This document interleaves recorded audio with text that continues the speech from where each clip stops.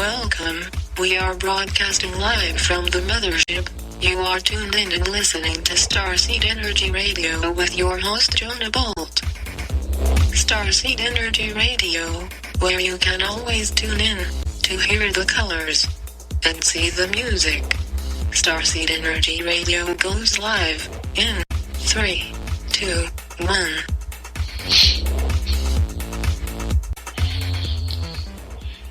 All right, what's up, Spaceship Earth? Thanks for tuning in. You are now receiving a live transmission from Starseed Radio. It's time to hear the colors and see the music. I'm your host, Jonah Bolt, and today is Monday, September 29, 2014. And first, just want to say what's up to everybody on the airwaves out there. We're now hitting 162 countries worldwide, downloading Starseed Radio on iTunes. It's just amazing. We have a new time slot. We are now Monday through Friday, 11 to noon Eastern Time and 8 to 9 a.m. Pacific Time. So this is going to be awesome. So thank you for all the fans and all the support out there the last 4 years. It has been just an amazing, amazing show. We have two awesome guests for you coming on the show today. First, I'm going to go over some news and updates. But first, we're going to have joining us, we have Ryan Dernick, our very own Ryan Matthew Dernick from BellwetherPost.com. We're going to talk a little bit about the Middle East and ISIS, the Ebola outbreak, some earth changes, and we're going to touch on Ukraine and Russia. On the second half of the show, we have Dr. Richard Allen Miller coming on. I love Rick. He's great to have on the show. You can check out richardallenmiller.com for his information.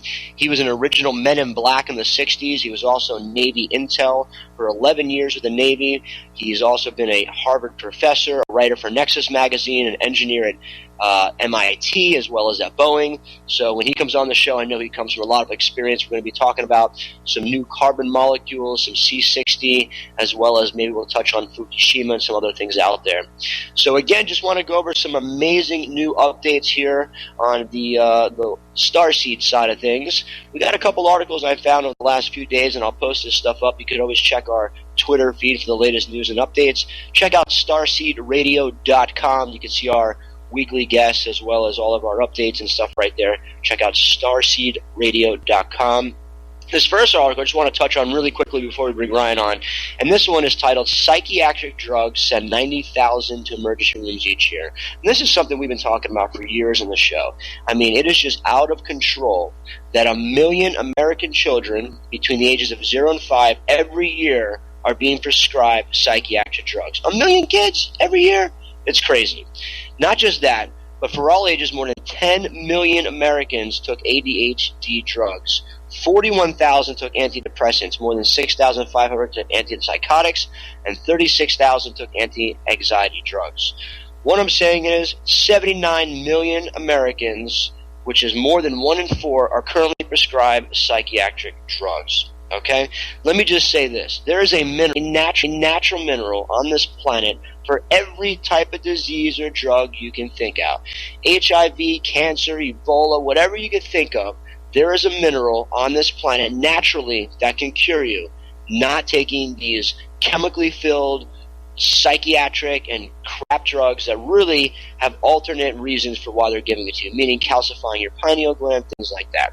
So I'll post this article up, but this is just horrible to read this. How many people are drugged up? I mean, seriously, look at TV now. Every other commercial is selling drugs. Are you feeling sleepy? Are you feeling happy? Are you depressed? Are you this, that, that. It's out of control. So you got to be aware of this stuff because there's natural remedies for everything out there. One of the minerals that we're going to be talking about from here for the next year or two is shungite. Check the homepage of the website. Check out shungite. Check out what that does. We're going to talk a little bit more with that when Richard Allen Miller joins us. Another article I threw up, and this one's a little on the wild side, but if you read into it and check this stuff out, it's not so wild. This one's talking about Peru claiming that there are negative alien ETs attacking the whales and dolphins.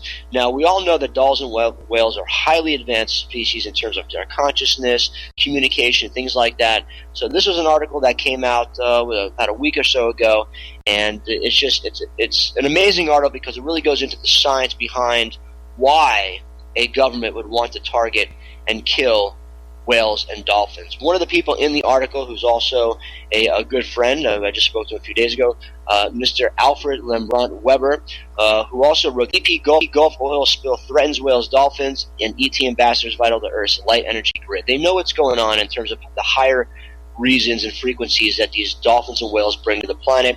BP, the oil giants, these guys know that. They don't like them, so they're trying to kill them. So check that article out. Do your own research, as I always say, because doing your own research, you learn for yourself.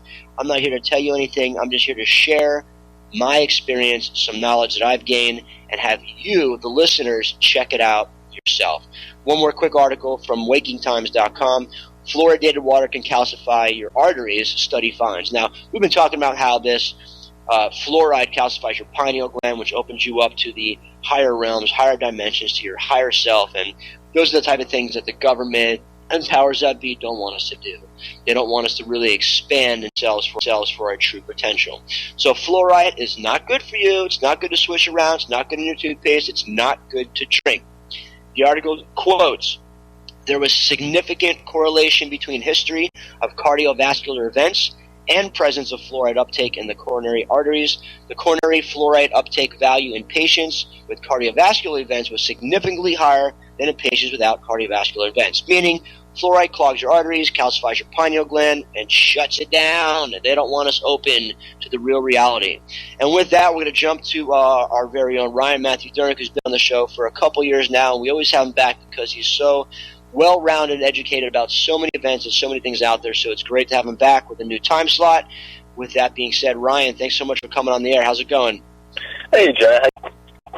Doing good. Excited about our new time slot. We're now live in 11 to noon Eastern time, and we're just going to rock it out. We got lots of news and updates to keep people up on every day, so make sure every day people tune in.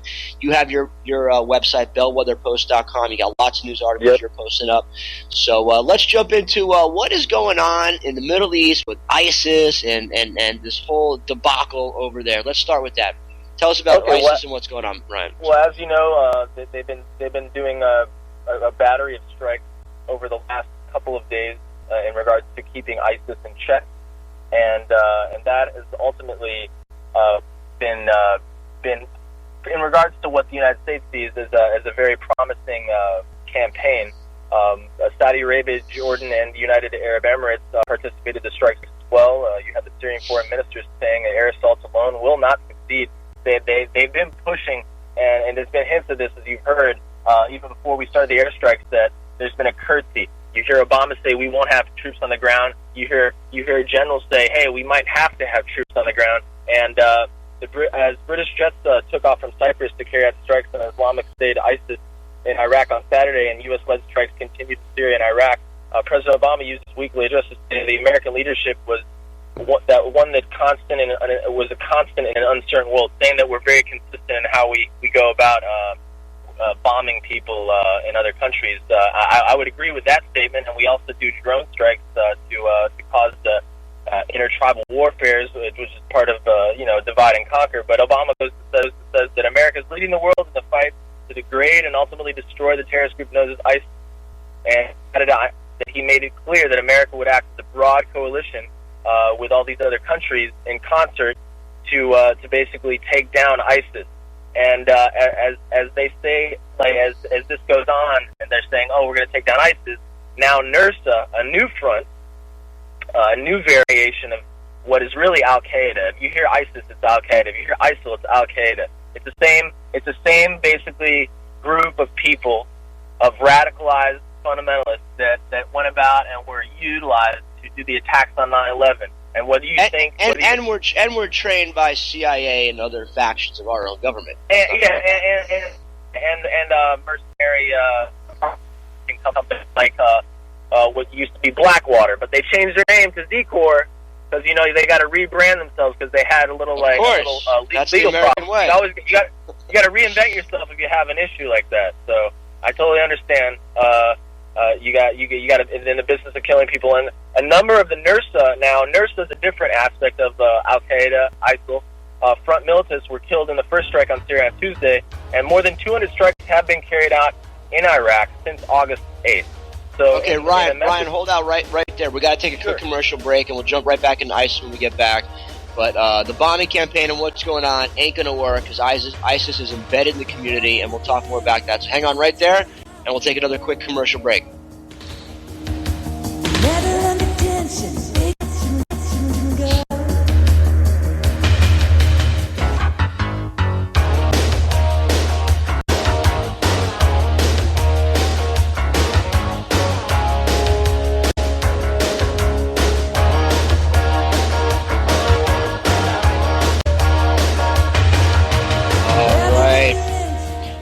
Welcome back to the show, and you're listening to Starseed Radio. And before we left for break, Ryan, we're talking about ISIS and all this. Again, it's just a recreation of CIA operatives, just like 9/11 was an inside job. They brought down the towers. We all know that. If you don't know that, do your research. This is just another extension of the elite trying to cause mayhem and chaos because they don't want the planet ascending. They don't want consciousness raised on the planet. They don't want all of us to really awake. So they spray us with chemtrails, GMOs, fluoride in the water. I mean, you name it. They're doing everything they can to stop us, but it's not working. So let's go back into ISIS. Now, what's going to happen to ISIS? We're going to send in a bunch of planes. We're going to bomb the crap out of these countries. And what's that going to do? It's going to cause more hatred. I think it's going to cause more destabilization. As you know, that there's been an evacuation of Syria and surrounding communities, and you've had a lot of a displacement of large populations in the Middle East. As you know, Turkey's taking on more and more refugees. And so what you're seeing is a further destabilization of the whole Middle East via ISIS, which is a great vehicle to further destabilize and to further entrench NATO, the United States, and make the American people and other countries think, Westernized countries, that we need to be there because it's a great fear campaign because now ISIS is going to attack the U.S. right? They're going to come get us in the U.S. Oh my God! Yep, they're going to get us. They're going to get us. Yep. And as that came out on the Daily Mail, we will make some attacks in New York soon, according to Canadian jihadists, who they said was dead. And the video was last week of Farah Sherdun, a former movie theater employee from Calgary, making claims that ISIS has its eyes on the White House. This Somali Canadian was interviewed via the internet by Vice News, and he's in his early 20s. He was incorrectly, as I said previously, declared dead in August, and he's the nephew of the former Somalia Prime Minister Abdi Farah Sherdun. So this Canadian jihadist that everyone thought was dead comes out of left field. He's alive, and he's like, hey, guess what? I'm the poster child for initiating or saying that we're going to initiate attacks in the United States. He goes on to say, God willing, we will make some attacks in New York soon. We're mobile for a brilliant attack. My friends, I don't know what kind of friends would like to be attacked, but it sounds like he's just he's basically a sycophant for attention. Again, this just goes into all the listeners out there. We're not trying to pump fear at all. We're trying to pump awareness to be aware of this stuff, because the only way any of this stuff is going to stop is if the people stop it. Like Occupy Wall Street, the people rose up. They didn't succeed with what they wanted because more people should have been there, and they should have some more leadership things going on. But anyways, if the people don't rise up to stop this, to stop the wars, the governments don't control everything. That's what's happening. They are. It's the people. And that's what we're trying to do, is raise awareness so the people can rise up. And so let's jump from ISIS. Let's jump into some Earth changes. Lots of stuff going on the planet. Volcanoes, sun flares, lots of things. Saturday, Tell us what's going on. On Saturday, as you know, unfortunately, there was a volcanic eruption. Not really forecasted or anticipated at on the mountain of Antaki in Japan, in central Japan, and unfortunately it did claim the lives of 30 climbers, and military and other rescue workers began airlifting more than two dozen of the bodies from the ash-blanketed peak of Antaki's volcano in Japan on Monday morning. So the family members of the missing just waited nearby at an elementary school as they got the bodies and brought them back so they could have a proper burial. And my condolences and thoughts and prayers go out to the families and everyone that lost someone on that mountain.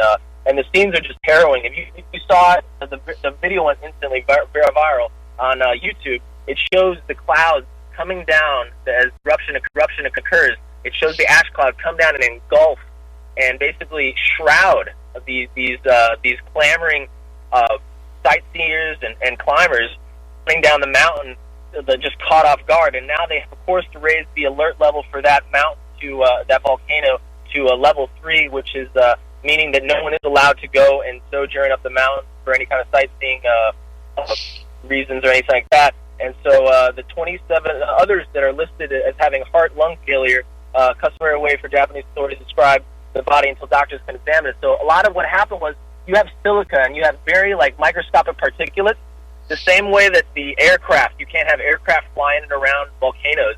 When you're breathing those in, you're inhaling microscopic little glass particles, which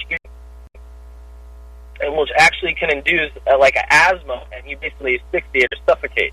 And so that's really what happened to a lot of these unfortunate people that are caught off guard on the mountain. And aside from that, there's been so much uptick in the Ring of Fire around the Pacific Rim. Aside from that, you've had the Mammoth Valley crater has had over 700 earthquakes, even a couple more earthquakes today in south central California. And yesterday there was a 4.4 in central California as well. Whether or not that was directly or indirectly from the Mammoth Valley. And most people don't know that in Mammoth Valley, that area, there is a super caldera. There's not just one super volcano in the western United States. There's a multitude, okay? Yeah. If you go look west of the Cascades, okay, there's many active volcanoes. And then Mount Shasta, not this last Sunday, but the Sunday previous, had a critical collapse of part of the glacier. And they said, don't worry, this what's going on with the glacier in Mount Shasta, which is also a pretty large volcano, and it's called the Light of the Light of the Pacific, basically the Lighthouse of the Pacific. This volcano hasn't really erupted since 1786, but they said, don't worry, this is just because of the ongoing exacerbating drought, really gripping California right now. So whether or not you want to believe that commentary saying that it's we always know they're going to warn us everything is okay, Ryan. We know everything is okay. It might explode, but why are we going to tell people? Because they're going to freak out. It's cool. Yellowstone's cool. Everything's good. Exactly. And then to the drought, now they're saying in Northern California, which is near Mount Shasta, and also by Napa Valley. And keep in mind, Napa Valley, where that earthquake occurred, one of the largest earthquakes in a while in California, 6.1, I believe it was. It basically caused a plume of fresh water to be coming up from under the ground in Napa Valley. Whether that, again, is indirectly because of all the seismic and volcanic activity in and around California and surrounding states, is yet to be determined by the specialists, because the specialists said it's all because of a drought, okay? That's why everything's happening. The drought, the seismic activity is increasing because of a drought, and volcanic activity is increasing because of a drought. Yellowstone swelling because of a drought. Mount Rainier is showing unrest because of a drought. And this drought, you don't think has anything to do with maybe the global spraying of the chemtrail program with weather manipulation? Oh, no. The 20-year now finally revealed global weather controlling operation, geoengineering. No, it has nothing to do with that at all. No, it has nothing to do with the chemtrails being sprayed worldwide with the manipulation of our weather that's going on since the early 90s. So have the public not focus on the 800-pound gorilla in the room. Let's watch Dances with the Stars. Howard Stern's going to talk about the next best talent on Who's Got Talent. So that's what we got to focus on, everyone. I don't even know what Dancing with the Stars is. I keep hearing about this. Is it? Oh my God! It's like a TV show or something. It's a TV show of celebrities and football players and NBA players that want to. I'm going to take my try. God, everybody must be watching that then. Football players and movie stars. Good. Oh God! In between fantasy football and Dancing with the Stars, I mean. I know a lot of people pretty much got everything covered. They know what's going on in regards to entertainment. And don't forget to watch TMZ, because you got to watch that too. Yeah, the football and everything else is just like the gladiator games in Greece. While the gladiator games are going on, Greece is burning, and everyone's dicing up Greece for their own pockets. Same stuff that's going on, but hey, it's Super Bowl Sunday. Yeah, bread and circus. Here's some more bread. The bottom line is, you need to spread this stuff, and you got to spread the awareness, because the only way any of this is going to stop, chemtrails, GMOs, whatever it is, you got to talk to people. You got to talk to people. You got to spread the awareness, and that's what it's about. So, Ryan, again, thanks for coming on, giving us some updates. Check out your blog, bellwetherpost.com, for latest news and updates. And as always, we'll have you back on the show to give us the latest news and updates on earth changes and everything else. So, Ryan, Star Brother, thanks for coming on again. We'll have you on. Thank you, Jonah. You have a good day.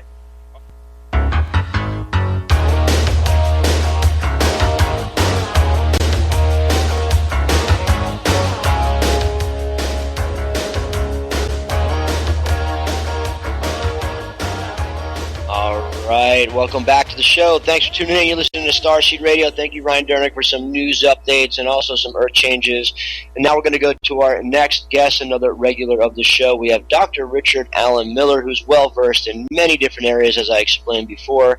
And we're going to talk about some interesting different things today. An herbalist, a physicist, a scientist, and has a wide spectrum, a range of different topics and awareness of all different things. So with that, Dr. Richard Allen Miller. Rick, thanks for coming on the show. How you been?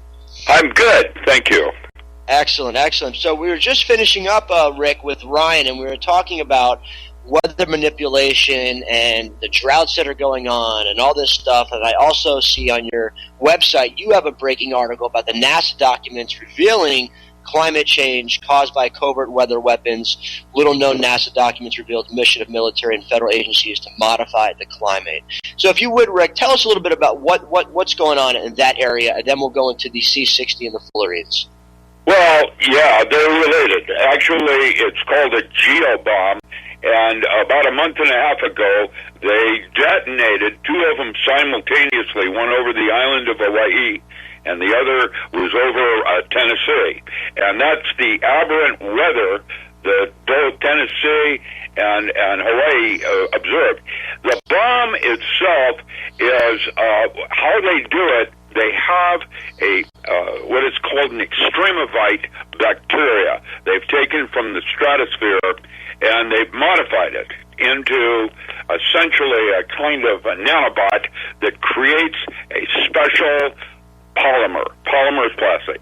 They line that polymer with barium oxide, and that acts as a desiccant to pull moisture out of the atmosphere itself and into what would appear to be fake clouds. Now, why are they doing this? Well, there's a number of different explanations. Dean Winnington and several others have exposed the global warming myth, but really it's a weapon for deploying a new Star Wars weapon, and these clouds are used as a waveguide to direct the energy beams.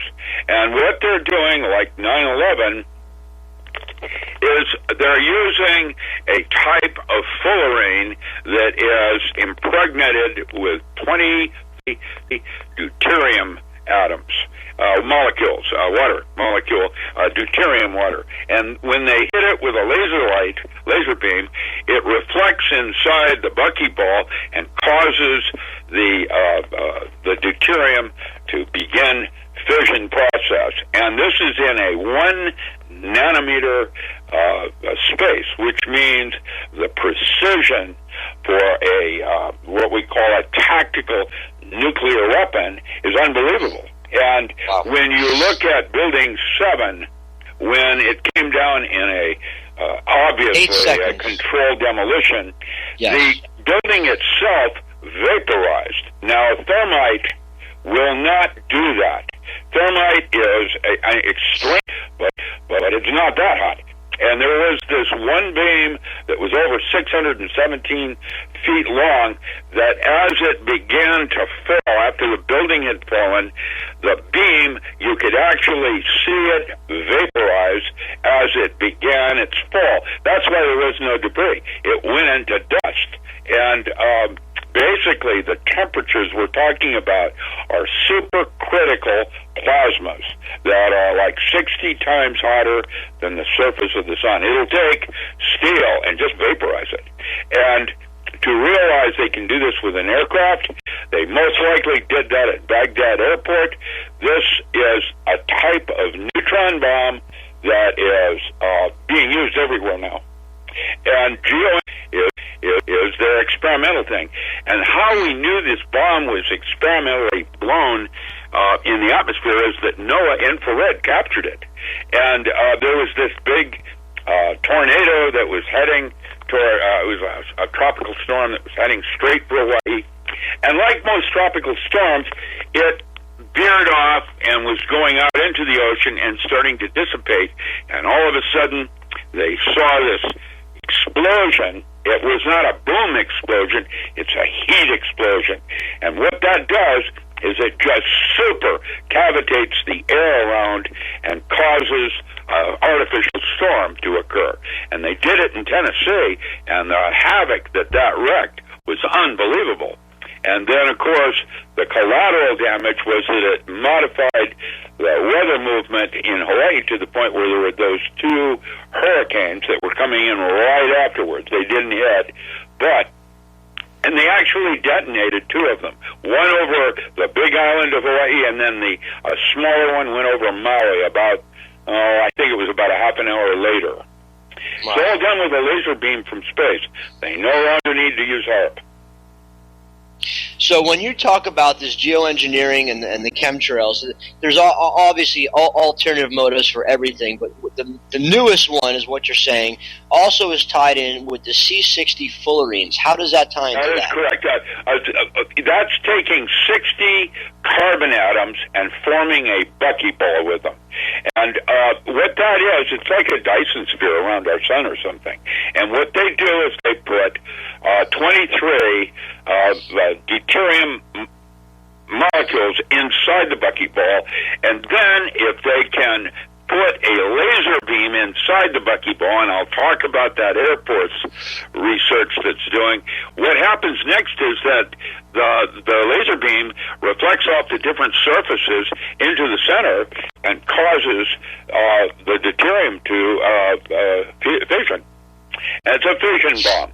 And it's done on a nanometer because 60 carbon atoms are approximately, when they form that ball, are approximately 1 nanometer, 1.2 nanometers. They're very small. And that means, and that structure, that geodesic dome inside, can hold and contain the fission process. And so they have complete control of it. And they build it up like a nanotubes to the point where what they have now is a very precision bomb that will vaporize anything. Something out of Star Trek or something. And it's not the laser light that actually does it. The laser is used to start the process. And actually, it's quite insidious because fullerenes fullerenes are carbon atoms that form structures that are, there's a C70, there's a C, I think 120, where they will form types of geometric balls. The one that's associated with Bucky ball is the C60 molecule that is structured like a geodesic dome. A very strong structure. In fact, they're now discovering that structure is probably about 1,000 times stronger than the diamond carbon structure that we normally associate with it. It's very, very strong. And Japan now is actually developing a nanotube technology that will allow the building of an elevator into space. Where I just read that. They want to have it done by 2030, I think it was. Yeah, well, that's in 2030. They think they have the technology. Supposedly by 2050, they'll be having something that everybody can use.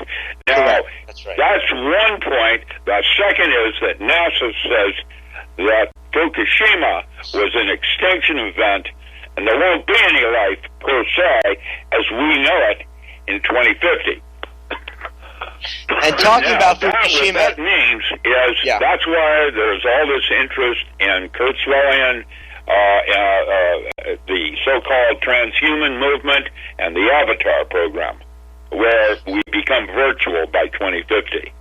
And it's the science on this is creepy because with fullerenes, the Russians have been doing some studies.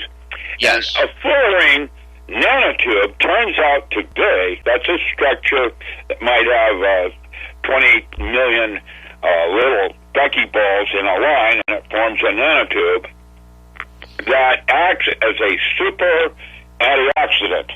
That what they're doing in reproducible studies is that they're giving lethal doses of radiation to rats, feeding them Fullerene water, and there's a 95% recovery. And this is reproducible.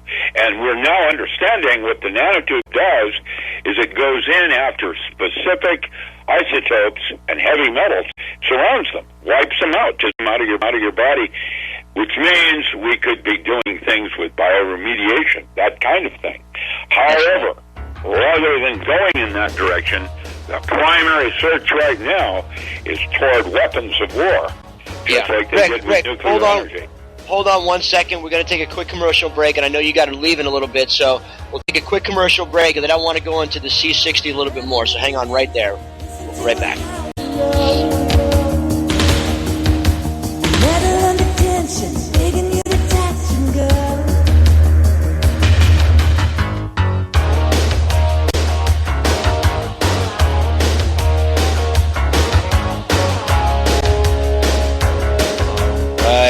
Welcome back to the show. You're listening to Starseed Radio, and I know Dr. Rich Allen Miller, you got to go soon. So real quickly, everyone out there listening to Dr. Rich Allen Miller, he's got a wealth of knowledge, and not just that, he has an amazing book, which is just phenomenal, including Power Tools for the 21st Century. You can check out www.oak-publishing.com or check out his site, richardallenmiller.com.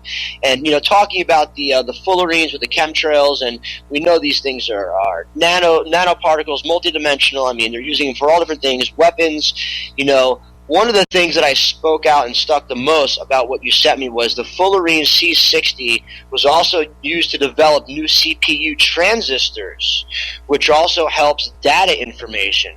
Can you talk a little bit about that, Rick? Well, I don't know as much about that, but it has to do with the concept of the structure in water. Now, Jerry Pollack came out with his exclusion zone book called The Fourth Water. There are, by the way, 18 phases of water, of which Mars has a special kind of water that we've now discovered with Curiosity. But the idea is that water's ability to store information, memory, is literally 10 to the 6 times more efficient than gallium arsenide right now. And our computers in the future will probably use water as the storage data point. Wow.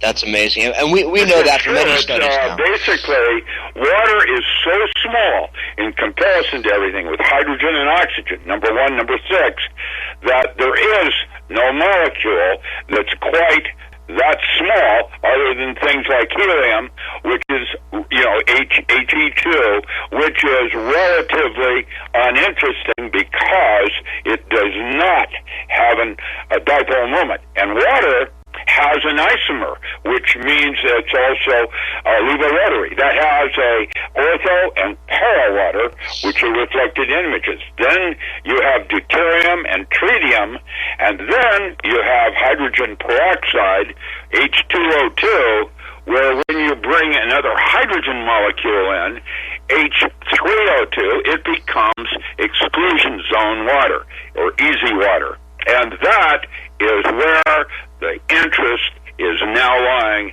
in nanotechnology, because of the ability of the diversity of structuring and the way it bonds with itself that stores information. Excellent. Well, with that, Rick, I'm going to let you go. I know you got to get running, but we'll have you back on again soon. Thank you so much for always coming on. And next time, let's talk about a little the Fukushima disaster and some other things. But everybody out there, check out his book, New Power Tools for the 21st Century. It's an amazing read. And check out richardallenmiller.com for more information and news. Rick, thank you so much again for having on the show. My pleasure. You got it. All right. And with that, we have a couple callers in line. We'll take a call in a second. But I just want to point out, what Rick is talking about, these C60 molecules and cells are contained in this stone shungite, which is what we've been talking about. Shungite is, if you go to starseedradio.com, you'll see shungite on there. I drink shungite water every day. I put the shungite in my water. It purifies it of anything. Fluoride, chlorine, radiation, anything. And this isn't stuff we're making up. We're talking about these stones you could put in water, and it purifies the water by changing the molecular structure of the water into fullerenes. In 1996, there was a Nobel Peace Prize run for it for the discovery of the fullerenes, named after Buckminster Fuller. There was also an article by the New York Times done in 1992, I believe, about how fullerenes can stop the growth of HIV, cancer. So this is real factual stuff. So the mineral shungite is available. We sell it. We have necklaces. We have all different stuff. And this is something I'm going to be pushing for a while because it's needed. It stops EMF signals. It's an amazing, amazing mineral. So check out starseedradio.com or starseedtechnologies.com, and you can read more information on that. So thank you, Rick, for bringing your diverse background of physics and everything in there to the forefront with shungite, because shungite is where it is at. And with that, we have looks like we have a caller.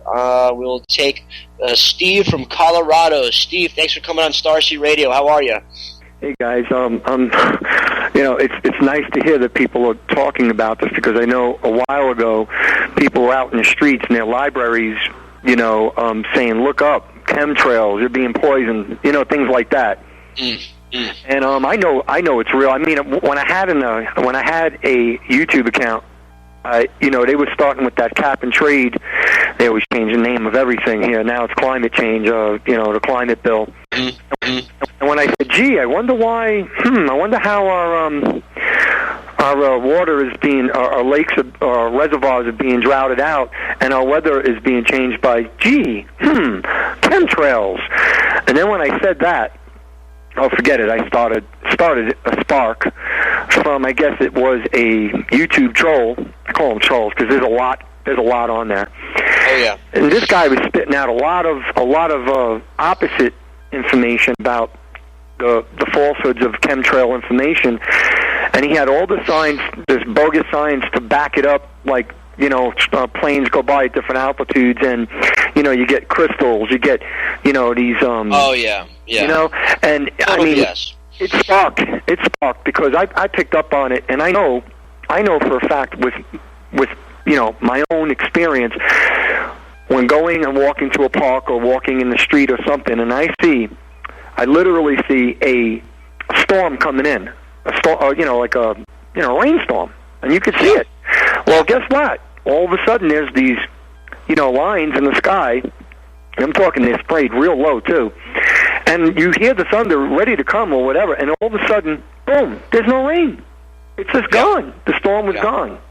And Steve, I've been outside in North Carolina up in the mountains, and I've seen them spray it. I'm out at the park, and within an hour, that stuff comes down, and I have been sick. I got bedridden before the chemtrails came down, and I felt dumbed out, like, I couldn't even think. So they're spraying not just aluminum, barium, they're spraying all sorts of chemicals. Let me ask you this question. You're in North Carolina. Now, I'm in Colorado. They stopped for about a week and a half. Surprisingly, they didn't let up for months, like months, years. Yes. Yeah. They keep on going 24 hours a day, and I know. Okay, and I'm from the East Coast, by the way. Okay, it's horrible on the East Coast. I know when they're spraying. When I wake up in the morning, my sinuses are all dried up with in your nose. Okay, and you can barely breathe because your sinuses are clogged up from it. Okay. Yep. Absolutely. And, I hate to say it, but you have to clean your nose out, blow your nose, whatever you have to do to get it out. And this has been going on for years. And I said, you go to one state to the next, and as a kid or even as a teenager in your 30s, you go back. I don't know how old you are. 35. You can tell. Well, see, I'm a little bit older than you. When I was a kid on the East Coast, we knew when the summertime was coming in the winter. We knew when the spring was coming. We could smell the air. We could literally, our senses could smell when the seasons were changing. And it's so bad that, I have a friend that lives in New York, and she works for the Postal Service, and she said, I cannot believe how people don't have the time to even look up in the sky. Yep, it's that simple. That simple. If people were to just look up and see the chemtrails and see the sprays, it's not the condensation, it's not contrails. Yeah. They're literally spraying us. And we're out of time, and I appreciate the call, but I want you to watch a video, Steve. There's a video by Rosalind Peterson. It's called The Chemtrail Cover-Up. Write it down. She worked for the State Department Environment and Agriculture for the state of California, and she blows the whole lid off. It's Rosalind Peterson, The Chemtrail Cover-Up. It is one of the most profound videos I've seen on chemtrails, so get it out there, repost it, YouTube it, and thanks for calling in and supporting the show. Spread the awareness, Steve. That's all we can do is talk about it and spread the awareness because it's real. All right, and with that, we're going to wrap up the show. Again, check out StarseedEnergyRadio.com for the latest news and updates. We have a Twitter feed, Instagram, all that stuff is out there. iTunes. You could also download us in the Amazon.com, or if you got a Windows phone, we also got the Windows app. We got the iPhone app. So stay connected, stay plugged in. And again, the only way to stop this stuff is to spread the awareness. It's not fear-based. We're not going to be like, oh, the sky is falling, but be aware of it, because if you're not aware of it, you can't do anything to stop it. It's not about ignoring it. A great Zen or Buddha master is aware of all of his surroundings. A great Zen or Buddha master wouldn't say, oh, no, I don't want to know about the weather. I don't want to know about 9/11. No. They want to know and be informed as much as they can so they can make the best decision on how to react to whatever comes their way, knowing all the information by being aware. Be aware of your surroundings. This stuff is happening, and the only way to stop it. Every night I see the With that, we'll see you tomorrow. Enjoy the day. Starseed Radio. Catastrophes, terrible wars with weapons we can't even imagine today. They will come on ships.